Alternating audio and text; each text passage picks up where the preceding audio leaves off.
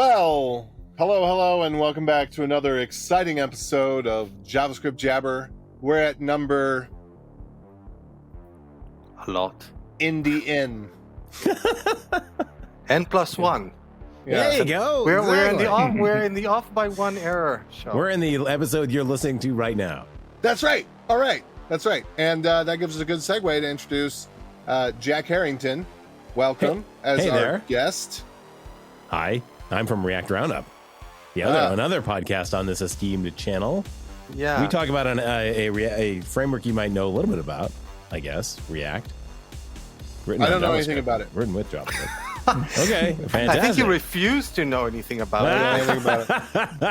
I love it. And we got TJ. Hey everybody, TJ Vantoll, also from the React Roundup show. And you guys should introduce yourselves as well, because this is also on the React Roundup feed, so we've got people that don't know your voices either.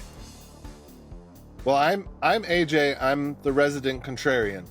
I'm the old man that yells at clouds, especially in the cloud. You're also the most senior member of all the podcasts except for Chuck, maybe. I think that I am equally senior to Chuck. I think I was on the first one. I'd have to go back and look. Maybe I wasn't on the first one, but very, very early on, yeah. Are we going by age, or are we just going by time on the podcast? No, I think I take you all. Oh, okay. Yeah. And then we got Dan. Yeah, the old man. Hi, I'm Dan Shapir. Also on the JavaScript Jabber podcast. Also use React quite a lot. So I'm actually, like I said before we started, a fan of the React Roundup podcast and a big fan of Jack's videos, which everybody who's into React should be watching. Thanks for the shout out, man. I appreciate that. I actually shouted your videos as some of my picks on JavaScript Jabber, just so you know. Okay. Thank you. That was great. Can we hear more about these videos? Because I am not aware. I don't know the names in the framework that shall not be named community. Yeah. Okay. So I run a YouTube channel called Blue Collar Coder. The idea is that I'm self-trained, started coding when I was 13, sort of thing, and so I take this kind of workmanly approach to building applications. I'm more very customer focused, that sort of thing. So that's kind of what I bring to my videos is sort of like, hey, we want to do this. This is how we get it done. It's not a lot of theory. It's more, or if the theory is applied, we kind of bring the theory in that way through actual implementation. And so we talk a lot about React and all that. Sorry for interrupting you, but no, please go for it. You got into coding like the self-taught, unofficial sort of way? Yeah, totally. I taught myself to code. I'll date myself. I taught myself to code TRS-80 Basic on the TRS-80 Been there, Model done 1. that. The Trash 80? Yeah. The Trash 80. Great machine. 4K. Or 16K with the upgrade. That was actually the first computer that I coded on as well. Yeah, just so you know. It's a great introductory machine, and it was really fun because back in the day you could actually make stuff individually that would build that you could give your friends and all that sort of thing. And I think you still can nowadays, but that's definitely what got me interested in coding. I was a failure in everything else, but it was the one thing I could actually do. So I kind of kept with that for my entire career. I've never gone to college, and now I'm super stoked because my daughter is now like an intern at Apple, she's done the whole thing where, she is 4.0 EE, yada, yada, yada. I'm like, look, Apple fell way far away from the tree, so that's good. So my equivalent experience was at around that age, I was building GeoCities websites. That was sort of so if you remember all the old school animated GIF, autoplay music, scrolling text, I was totally into that. You got to make the snowflake background. And, when winter came around, all that. Yeah. Custom scroll bar, custom cursor, right? You had to have one of those. The whole thing, right? But that teaches you the fundamentals, DOM manipulation, maybe some jQuery, that sort of thing. It's funny because jQuery was not around back then. No, Really? this is the 90s, so this predates jQuery by quite a bit. Well, I think I was using jQuery 95. I think wasn't I? No, there was no internet in 95. Sorry, my bad. No, what do you mean? There was no internet in 95? Okay, you're right. 2000, I was using jQuery. Yeah. Yes. No. Okay, you're right. It seems some important dates. JavaScript itself was created in 95, was really officially released in 96. And an IE4, which was really the first browser to actually have what we would consider a DOM, I think came out at 97 or 98. And then when did Ajax arrive to get the XML HTTP request? Yeah, right. Which is, I think that was IE 5.5 or something.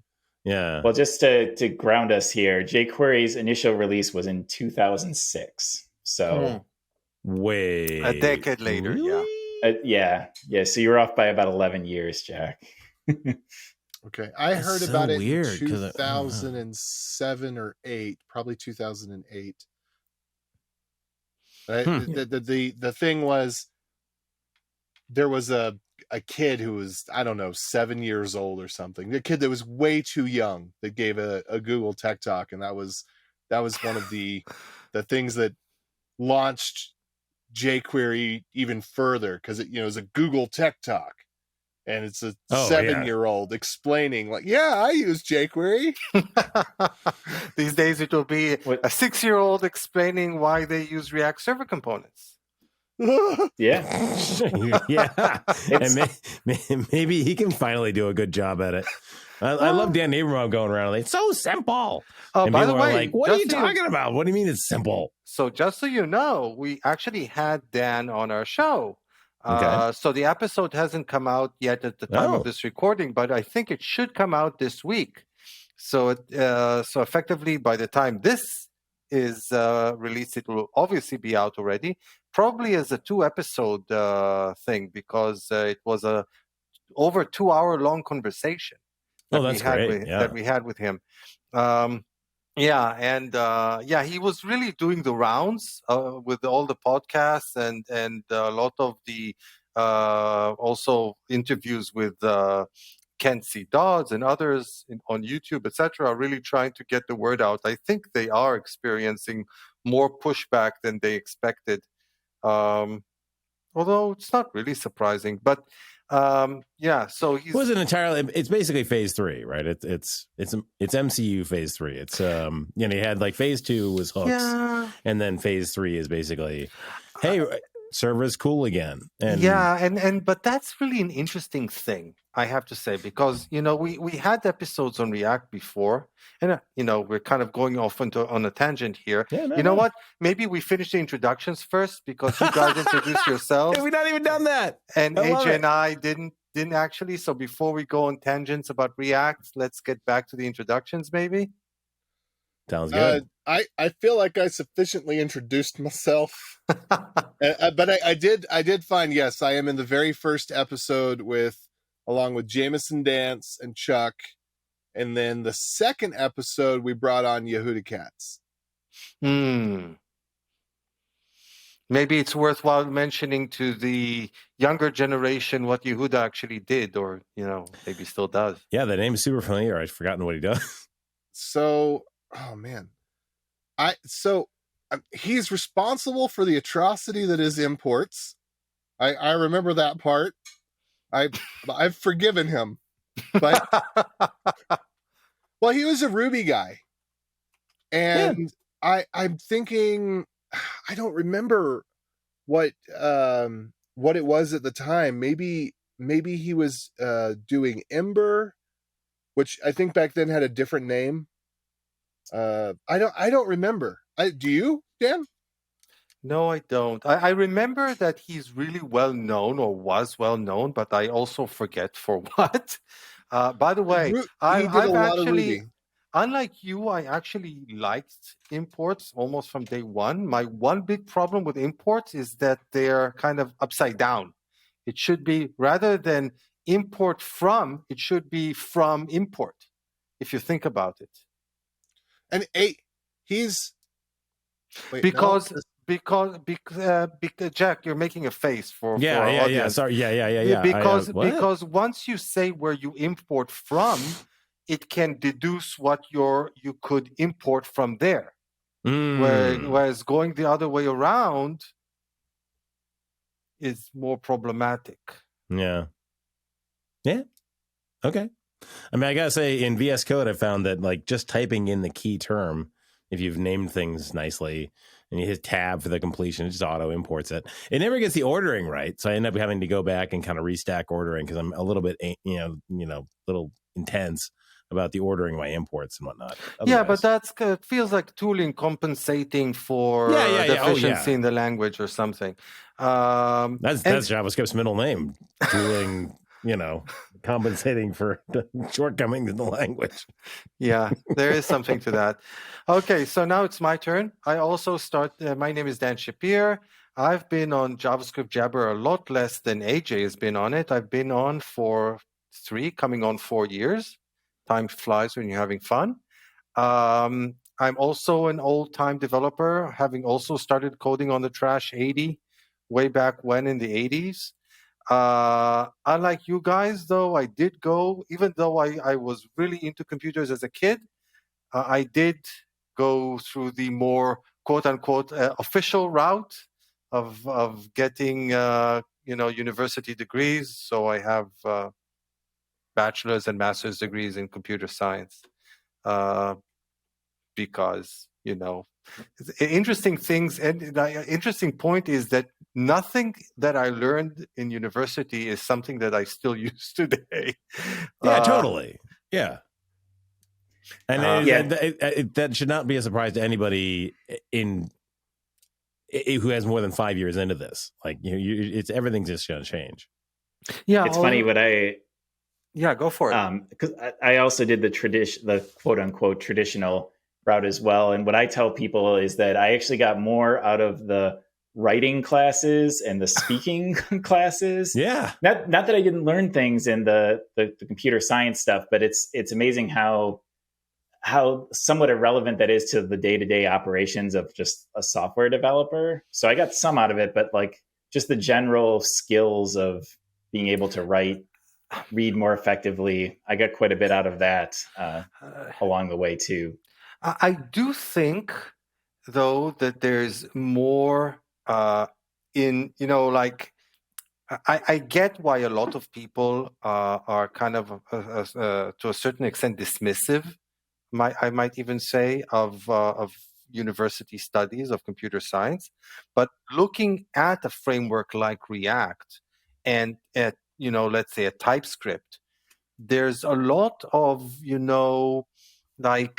computer science in there. For sure. The whole functional thing,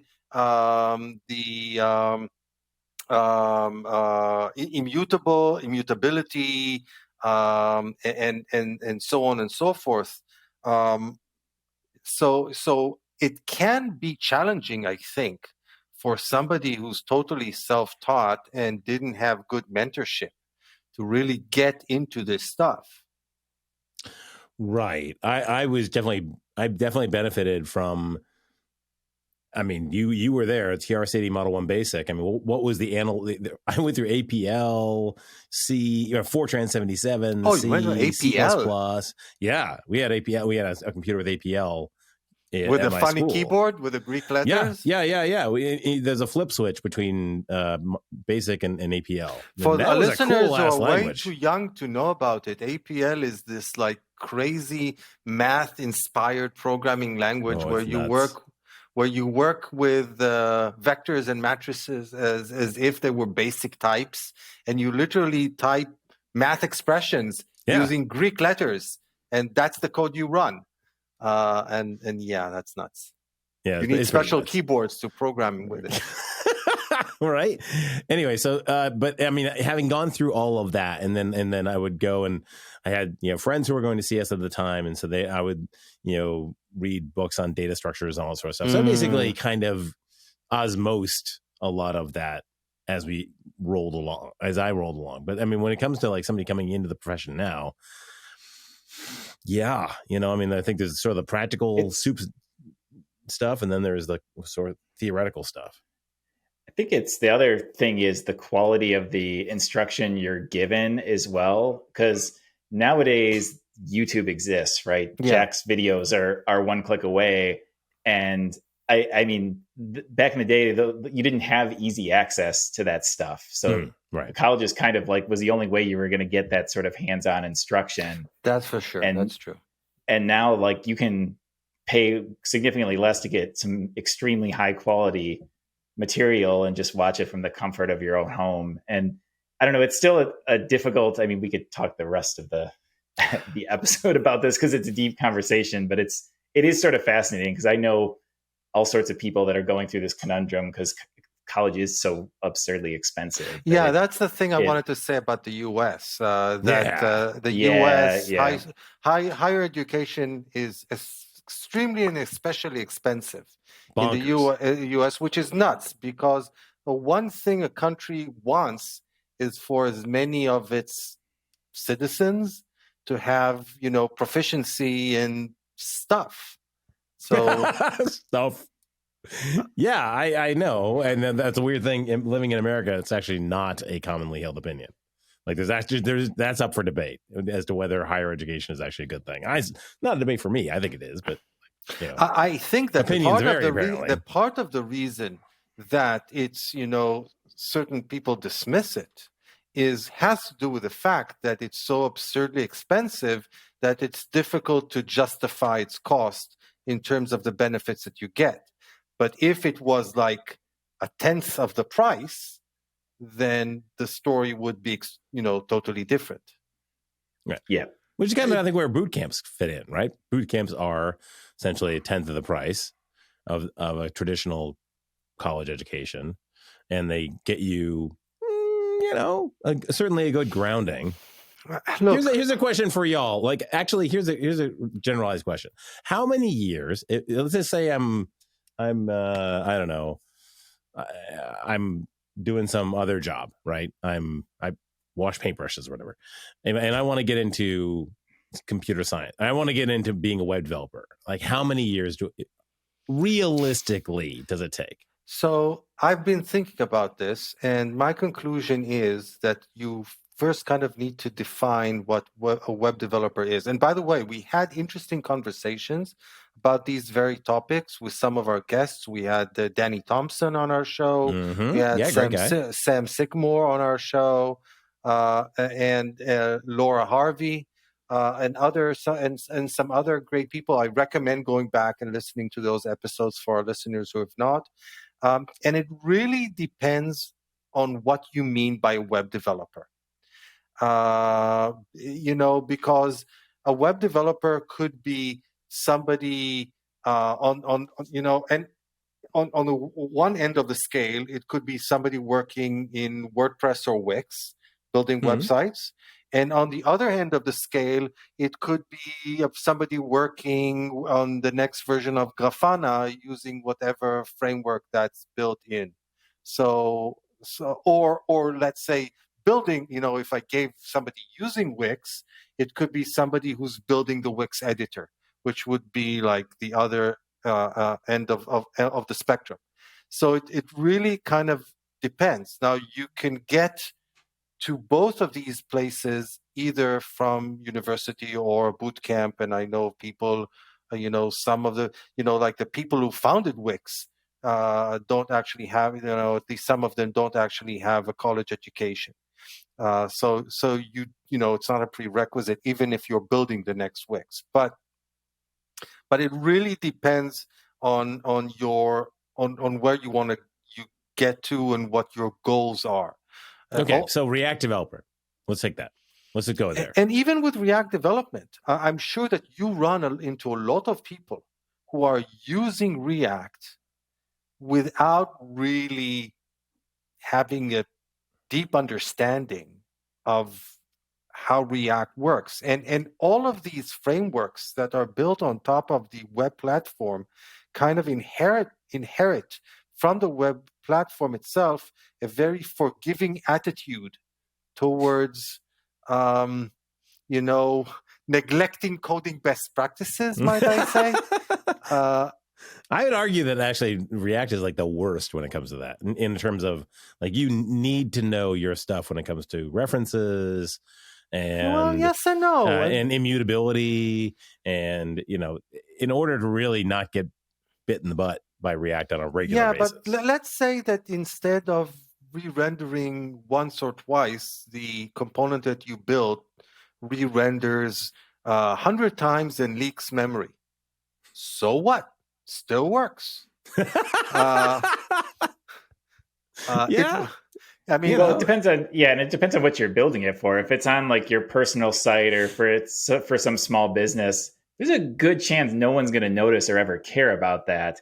If it's for like the homepage of Amazon.com, like that's problematic. So it depends. You would assume that Amazon is more discerning, let's say, about who they let work on their homepage, and the review processes and the tests that they have in place. And again, if you're really into it, it's there's nothing to get in your way of getting there. I mean, again, you're a great example yourself, Jack, of being self-taught and now actually teaching people and including a lot of really deep concepts about how React worked on the insides. And by the way, I loved your videos where you kind of do it yourself on top of Vite to show how things work inside of Next or Remix. I really love it when you do that sort of a thing. Yeah. Anyway, it's pretty hairy nowadays. React's getting complex. Yeah, for sure. But y'all are prevaricating around the bush here. Like I'm random Joe X. I'm in I meet you in the gym. Like, hey, what do you do? I'm a software developer. How long does it take to get into that? Well, again, if React go. But I might not even send them React way. I might send them towards WordPress or Wix, because if they really want to start making, some money quickly and effectively, I mean, why not? There are way more sites built using WordPress than there are websites built using React. I did an interview with a guy once who is all into WordPress themes, and he made bank on that. I was like, okay, I didn't even know there's a whole subgenre. There's that ongoing meme that I hate about I'm a PHP developer. Here's my Lambo. Well, that's an interesting one, because I think that actually is a cultural. That's a cultural thing. We do suffer from open source-itis, and open source is a cancer. It is life sucking. I have to listen to this podcast more often. Whoa. Okay. But it is. It's like, oh, look, a cool growth. And then it's like, oh, it's killing me. It's a good marketing gimmick, and it's a good bad religion to sell people that are looking for something to believe in. But it's a cancer. So you gotta give credit to people. Just to make sure that I understand what you're rallying against. Not the concept. If I understand correctly, it's not the concept of open source so much as the overuse of open source in people's projects. Or am I misunderstanding you? It's not the overuse. It's actually the concept, because you think like, oh, because I used to be in that camp, and I still like the idea of information wants to be free. But the reality is, if you create something useful and you spend your time doing that, and it's truly useful, someone else is going to spend their time making money off of what you did, right? And so people that actually charge for their libraries, I have a lot of respect for them for having the good sense to do that, because the people that are charging for their libraries, so I'm going to call WordPress themes, those are libraries. They're just libraries of CSS and components. A little bit of JavaScript. Yeah. Maybe. Yeah. But those people had the foresight to say, hey, I want to be able to do this today and still be able to do it tomorrow. And that's I mean, it's an something old that- saying that, you know, if you're good at something, don't do it for free. Yeah, but we might be upsetting Richard Stallman by saying this, but the reality he is needs that, to be upset. yeah, And he's listening. Yeah, for sure. I'm sure he's listening. For those of you who don't know, he's like kind of the OG of open source. He invented GPL. He created Emacs. He cursed out Steve Jobs. He did a lot of things. Didn't know that last one. Yeah, Cool. he basically said that he was happy he was dead or something along these lines. Oh, Yeah. whoa. But yeah, but anyway, my point is, well, the point that I was going towards is that these days, as opposed to several years ago, people working on successful open source projects usually find some way to make a living off of it, or to at the very least make it worth their while. Either actually making money from it, or at the very least having their career benefit from it. Or maybe they enjoy being flown to conferences, so that's what they're getting from it. But they're getting something from it these days. So it's that's at least the way that it seems. A lot of companies that use that would then go and hire you to work think about that. all the frameworks. All the frameworks in the React land are open source, and all of them have people are associated with it that are making money or raised money or working somewhere. Somebody's paying them for working on the open source.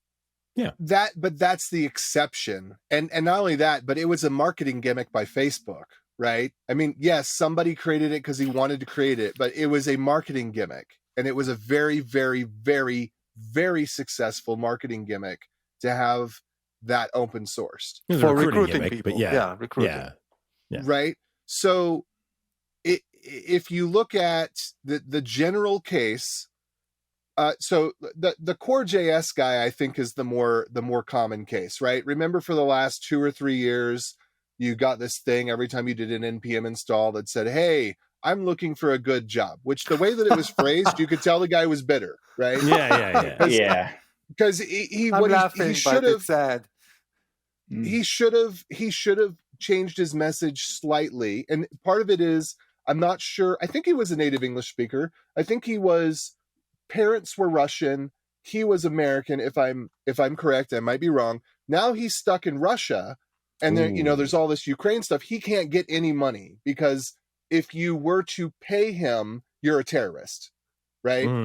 And so because of things happened and the way that it worked out with his visa, and so he's trying to be this like philanthropist, but really he's digging himself a hole. And somebody said that in one of the comments. I went through one of the posts that came out recently with him, because he basically, I mean, I hate to say it this way, but he made a crybaby post. It's like, hey, my life sucks, and I've tried to help people, and all I'm doing is trying to help people, and my life sucks, and it keeps getting worse. And somebody basically said, well, you need to man up and start, get a real job. It doesn't, but the other problem is, look at Express, right? The most popular JavaScript server in the world. More APIs run on Express than anything else, right? We're going to talk but APIs. That's no maintainers, no money, no but sponsorship. That was created a while ago and to an extent effectively abandoned, like you're saying. If you look at like Fastify or whatever is supposed to replace it, the people do have some sort of a business plan associated with it, as far as I understand. Right. And so in that case, but that's the thing, is if you don't have a plan to make money, it doesn't end well for you, and it doesn't end well for your customers, which what do we call open source users? It doesn't end well for your users because they didn't become customers. Yeah.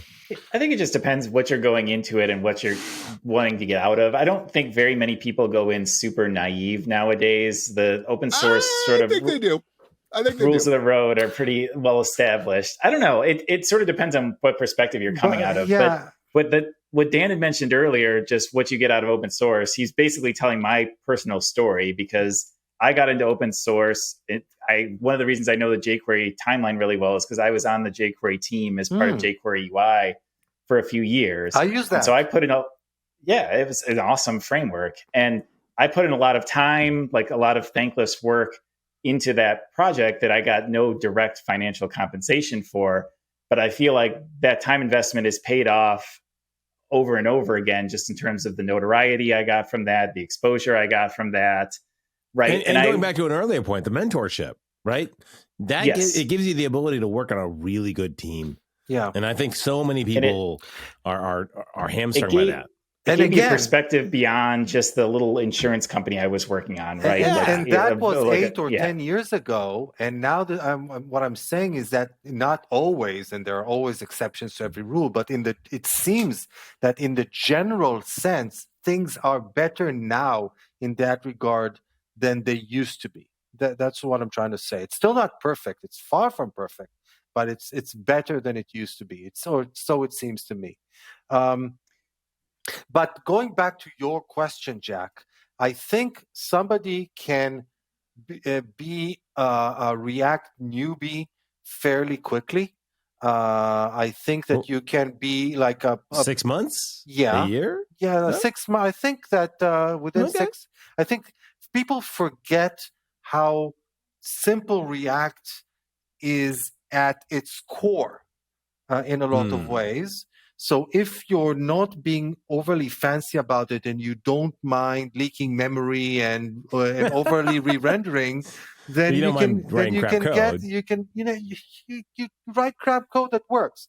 If you want to be truly proficient in React, I would say that it really depends on your experience, obviously. But if you're like like from a boot camp, let's say, and you're not like super genius, then I would say somewhere from 4 to 10 years. Okay. All right. TJ? Yeah, I think that's pretty good. Obviously, the answer to this is really it depends, like any good technology question. But I think that's about right. I think new people really struggle with, to be a modern quote unquote web developer, the amount of things that you're expected to at least know or be aware of is kind of nuts, because you can get into, well, should you know source control? Should you know HTTP? Should you know how, and like the list, we could make a list of 20, 30 things that we're probably all like moderately familiar with. But, and I think that's where like the 4 to 10 years feels about right before you at least have a basic understanding of all those things. But I tend to agree with Dan that like you can do quick and dirty stuff within about six months to a year. Like wouldn't be someone I trust on my production website, but if somebody just needs to go in and start with some junior tasks and has somebody to sort of look over their code and teach them, I think you can start building things, right, and have a basis. Everybody's got to start somewhere. AJ? And if you limit the scope of it, I think it makes it a lot easier. And then over time you can introduce all that other stuff. Yeah. AJ, what do you think? I really don't know. I don't know how to put a timeline to it. I think that because everybody's different, and there's that quote about, are you having 4 years of experience or the same 4 years of or the same year of experience 4 times? Yes. I like think active learning versus just like doing the same things over and over and over again, right? Active learning is you're pushing your boundaries as you learn. But that's the thing about React. I mean, every 3 years or whatever, React totally changes, and then you start from scratch. So you can't stay in place. I mean, what are you still using? Create class or whatever. You would be surprised how many people still use create class, or not create class, but like classes. I don't know if anybody is using create class. I think it's very different whether you're approaching it as a job or a craft. Because the thing is, I didn't get into programming because I was thinking, gosh, I got to start looking for a job. And so that gives me a completely different perspective. I got into programming because I wanted a creative outlet to change things that weren't what I wanted them to be. So I saw problems, and then I was like, I wonder if I could do this. And for me, it started with probably, I mean, just tinkering back in middle school. I added a basic script that would prompt for a password before Windows 95 would boot.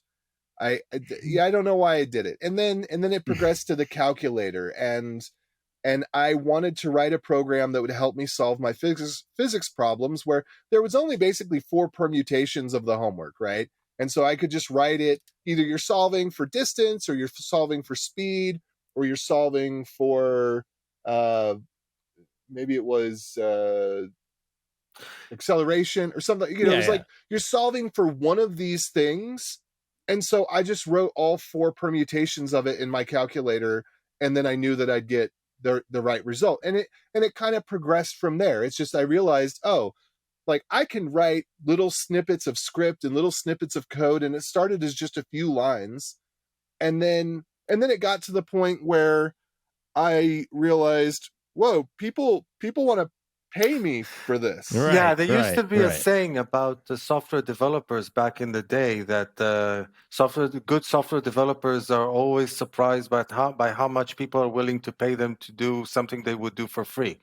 But yes, that's great. But here's the thing: it's especially these days that this is not true for everybody. I think it's true for everybody who's probably a podcaster. And it's probably more true for people who are listening to podcasts, but it's not necessarily true for the industry at large. There are a lot of people these days who are in it in order to make a living. Totally. Where's my 70K gig? That's what I was promised. It was, I learned this gobbledygook, and then you give me my 70K. And that's okay. But at a certain point, like, you're going to be limited in the upper boundary if you have that mentality going forward. You really need to get into exactly what AJ was talking about, which is tinkering, right? That's how he knows how to code. He kind of took things apart. How does it work? Learn more, keep going, get fascinated by this, and then you get into that world where it gets really fun. Also, a lot of people just get into management, and then they don't need to deal with the tech anymore at all. Right. Yeah.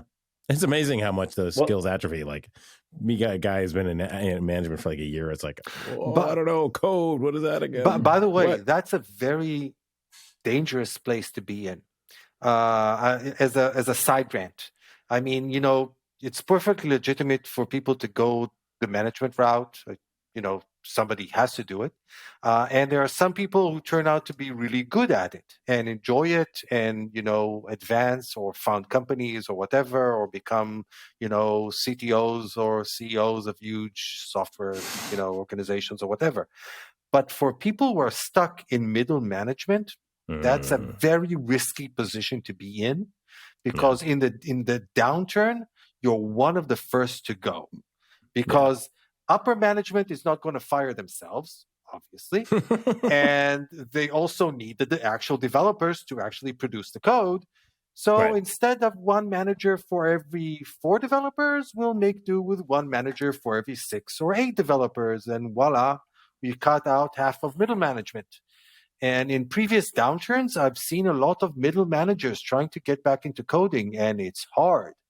I've seen that too, because I've been mostly working DevRel for the last decade or so. And even though coding is a part of my job as DevRel, right? I have to run demos and all that sort of stuff. It's different working on those sort of apps versus working on like a really important big production app. It's just different. Like it's less real. And so in the last year or two, I've sort of forced my way into a role where I am doing like working on an actual big web app, because I found that otherwise, if I'm not in there, if I'm not in the trenches on a day-to-day basis, it's just not the same.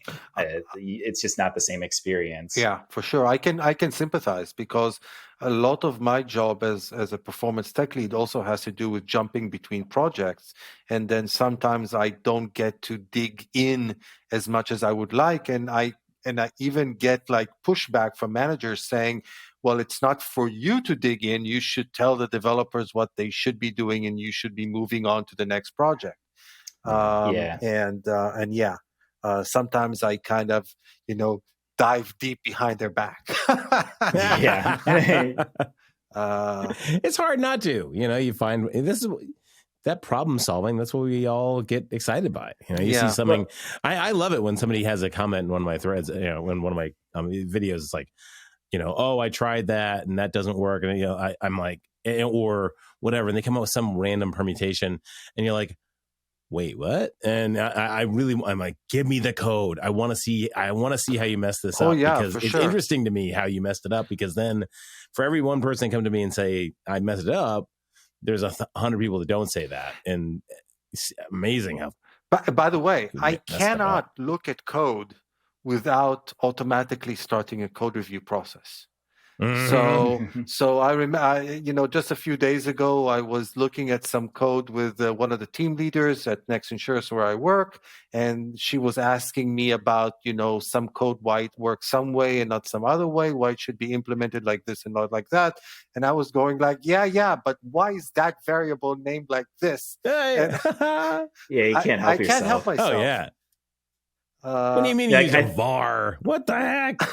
I think it gets back to AJ's point about motivation earlier making a big difference, because I feel like that's the thing. To answer your question, Jack, if some random person came up to me in public somewhere and asked about it, I think like the reason that question is hard to answer is because I found that the people who are really good at software development and really like it are the ones that have a natural interest, something in it that just makes you really enjoy and interested. The same thing that makes Dan see code and instantly think about variable names and stuff like that. That's just something that's kind of baked into you. So I feel like if you find somebody who has that, I think that's why it makes sense for everybody to try it at some point in their life, right? To see if that's something that appeals to you. But I think like it's like anything else in life. If it's something you're not interested in doing or it doesn't click, you're going to have a hard time fighting against that. Yeah, sort of force yourself. Same reason people have trouble. Like if you don't like going to the gym, well, you're going to have a constant struggle in life trying to force yourself to do it.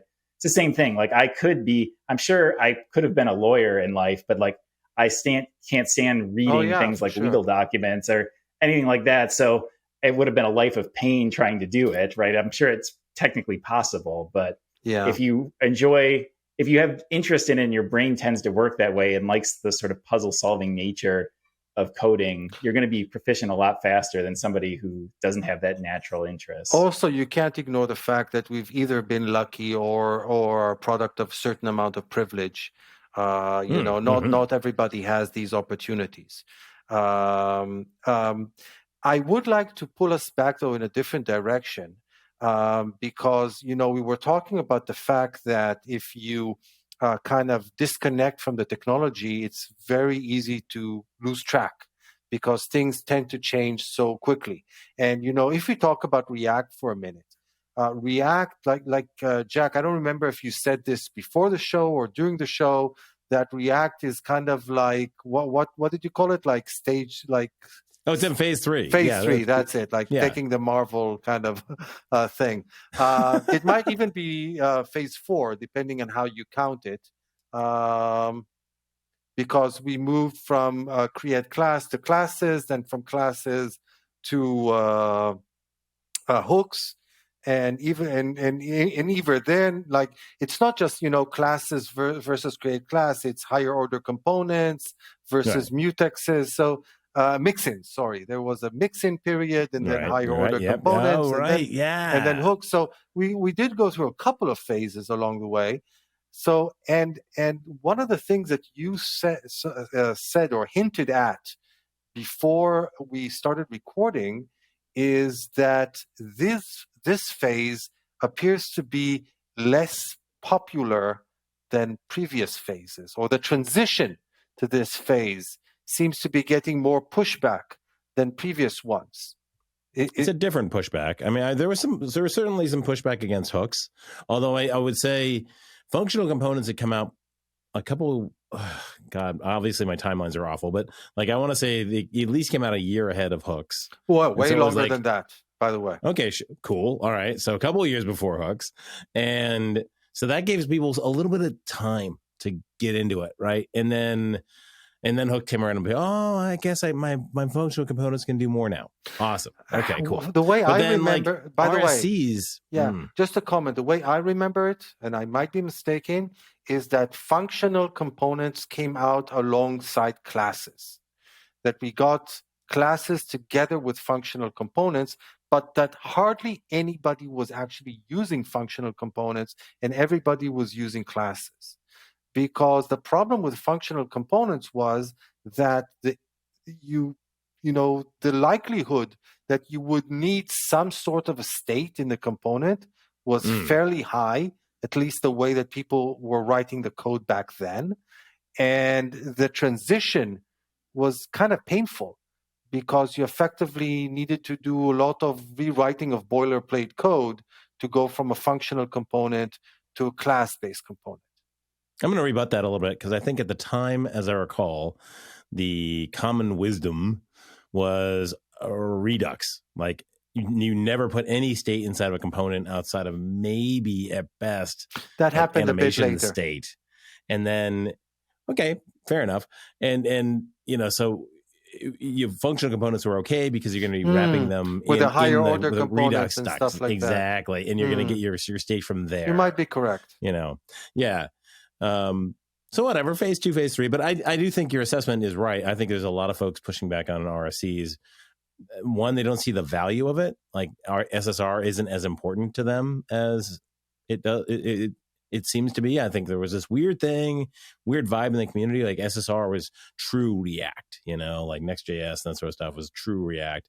But now that RSCs are come out, you find out there's actually a big contingent of folks who are like, you know what, SPAs are fine, man. That's what I was doing. No, like, I don't need this stuff. SPAs, SSR is for SPA. If it's not SPA, then it's just server rendered. It's not SSR. For me, the term SSR versus server rendering is the difference of whether or not it's, that phrase that's hardly used anymore, isomorphic code, right. Whether it's the same code running back and back. But let's put it this way. In this day and age, of the mobile web and search engines and whatnot, if you're just doing client-side rendering, then either you don't really care about mobile users or you don't care about search engines. Now, there are applications out there that fall into these categories. Like, I don't know if you're writing dashboards or if you're implementing fully logged in experiences. Yeah. We're not going to. Or like, I don't know, internal enterprise applications where you could care less about your end user. But otherwise, how can you not do SSR? Well, I mean, I think this is the biggest thing to me going on in the React world the last few years is just people throwing different things at the wall when it comes to server rendering. So you have technology like frameworks like Astro, experimenting with things like Islands architecture. You have React working on React server components. You have Next with their multiple different ways of doing server-side rendering. So Gatsby it's a complicated it's a complicated space. And I think some of the pushback on the React world is just dealing with that complexity and not knowing, well, crap, which one of these do I use? I'm just building an e-commerce site. Like somebody just tell me what's the right way of doing this. Use Shopify. I feel like or Wix. Yeah. Or WooCommerce. Why? Although Shopify has Oxygen, which is now Remix. Yeah, but nobody's using that yet. No, seriously. I mean, nobody's using Remix. Hardly anybody is using Oxygen or Hydrogen for building Shopify sites. I think that I'm guessing you could probably count these sites on one hand versus the millions of Shopify websites built on Liquid. For sure. But I'm serious though. I mean, if you're implementing an e-commerce site using client-side rendering, you're doing way, way, way more harm than good. In whichever way you look at it. I mean, okay. I actually do come out of this space. I was working at Nike. I was a principal architect over there, principal architect at Walmart Labs, and we had an MPA architecture. So every experience that you go on to would be a different app. And so, for example, like the carton checkout experiences were universally straight up client side rendered because there was nothing you could do on the server, really. Maybe the header. Yeah, but at that point, first of all, it. those pages don't need to rank, and in those right, exactly. in those pages, the customer is already committed, and even then, you're probably doing harm because the likelihood of you losing a customer due to some lengthy delay increases. Let's put it this way. But that's kind of acceptable. But for the homepage, I mean, no, you're right. Homepage and product detail page in particular. Yeah, heavy SSR pages, targets. Yeah, but I gotta say that's an interesting thing. That to me is where you start. To TJ's point, the islands architecture, because like that's an example, that's a technicality of SSR. That is SSR, but it SSR isn't even enough. You have to get to the point where like you're not actually React rendering the header as an example because it's not interactive enough or whatever. It's only mild, like whatever. We're using at Next Insurance where I work. No relation to Vercel, but we are actually using Next.js for the homepage. Now they do have the advantage of having me, but we are not yet on React Server Components. It's too new.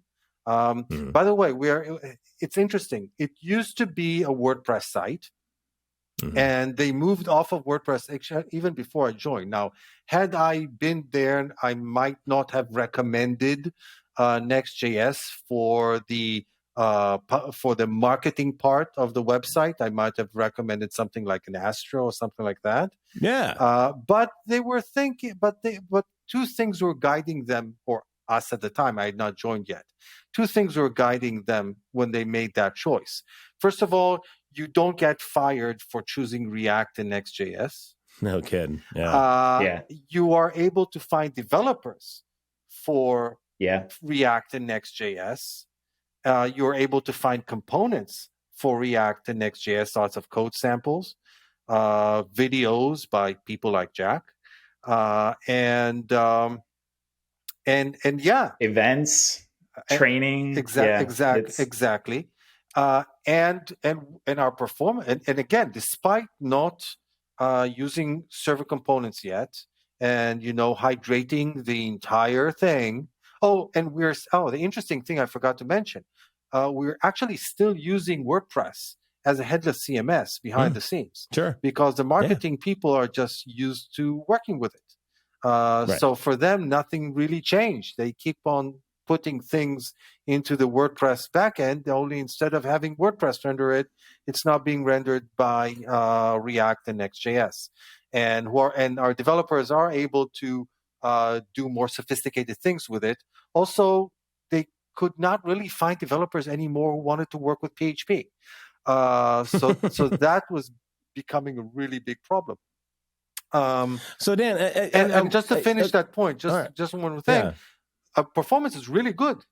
We're on for Lighthouse desktop scores something like 98. Mobile is not that great, but it's 74, which is not that bad. And if we're looking at Google Search Console, out of like 1,500 pages that we have on the website, like all of them are scoring good, except for something like 30, which are in the high needs improvement space. So we are, good all over in terms of performance, even though, we're doing the whole hydration thing. Yeah.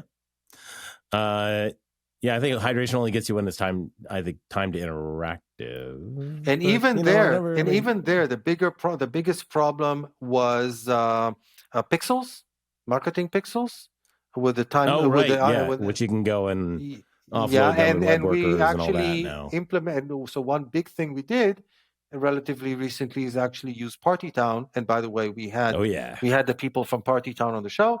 On JavaScript Jabber as well. We used PartyTown, and that improved the situation dramatically, but it's not an easy thing to do. Yeah. Okay, so Dan, Interestingly, you mentioned like the ecosystem around React, the libraries, the authors, the content, all of that sort of stuff. That's to me, over the past like year, 2 years, I would say, what's really been holding React together. It's not React is sort of doing weird stuff. They're, adding hooks that we don't understand. They're doing this RSC stuff. I don't know. But like the stuff that was, still really good was like tan stack query and MUI and all that sort of stuff. It was, oh wow, that's great ecosystem and tooling around it.